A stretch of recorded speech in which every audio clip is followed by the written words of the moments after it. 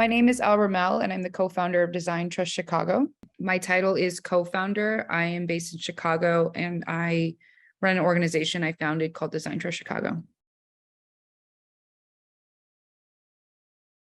So the typical educational pathway, I would say I think urban planning is really funny because no one who's an urban planner is like actually in a job called urban planner. Maybe sometimes they may a government. But so the typical pathway, I suppose, for people in my profession is to go to a planning school or an urban studies program. My educational pathway was a bachelor's in urban studies, and then I completed my master's in urban planning in England.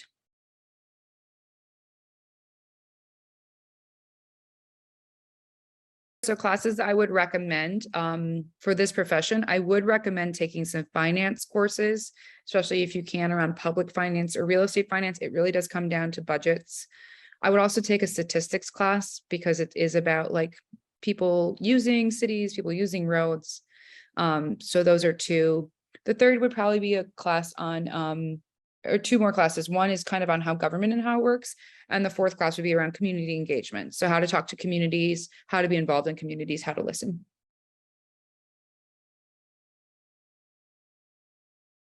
I did have a meaningful internship in my career. I didn't have a lot of money growing up, so I was on a scholarship in college. So I needed a paid internship. So I'm very passionate. I always pay interns now. I did a fellowship where my university, Yale University, gave me a summer salary to work in the mayor's office of New Haven, Connecticut, which was great because the government didn't have a lot of money to give my internship, a paid internship, but my university, it was called the Public Service Fellowship. And I really, really enjoyed that. I got to work in this office of economic development for the city of New Haven. What I like most about working in my current profession is the excuse to go travel around the world and say it's research, because you can go to different cities and find ideas. You can quilt onto your own city. I was just in New York City this weekend, and Columbus Circle has a really cool food hall underneath their subway, kind of like the Pedway. And I was like, oh, Chicago's Pedway could be a really cool food hall. And so that's kind of fun. It's like you get to travel and like be like, oh, it's research. So my typical workday is probably a little bit, I suppose in the mornings, office, right, email, responding for documents. And then there's probably events. Chicago's very events oriented. So there might be a lunch or a talk. And then the afternoons can be site visits or visiting community stakeholders. I do a lot of stakeholder engagement, listening to different groups of people. So one tip I have for people trying to decide on their professions is to read a lot of biographies, or at least the Wikipedia of people they admire and think have cool jobs. And so just reading about like, what did they study and what did they do?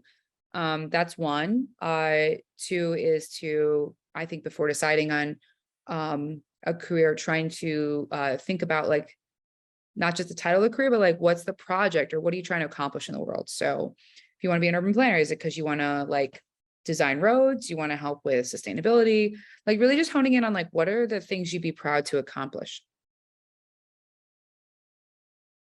I think our industry, the built environment, is a bit scattered. I think that urban planning started through government and now it's a lot in the private sector. But the way sometimes people learn how to become an urban planner is to go through just government. So I think maybe just exposure to more different fields.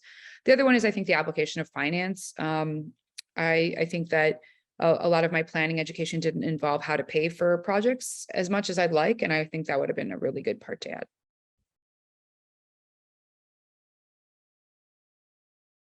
You might want to work as an urban planner if you're good at listening to people's ideas and putting them all together into something new. So the skill sets that are needed in this position, you need to be organized, whether it's with time or funding. So that's really important. Two, I think having a kind of diplomatic personality, right? Like I said, listening, making sure people are engaged. Three, I think a bit of creativity. So whether that's a little bit of design or being able to work with designers and different contractors to get your vision into something that's an illustration or a presentation is really important.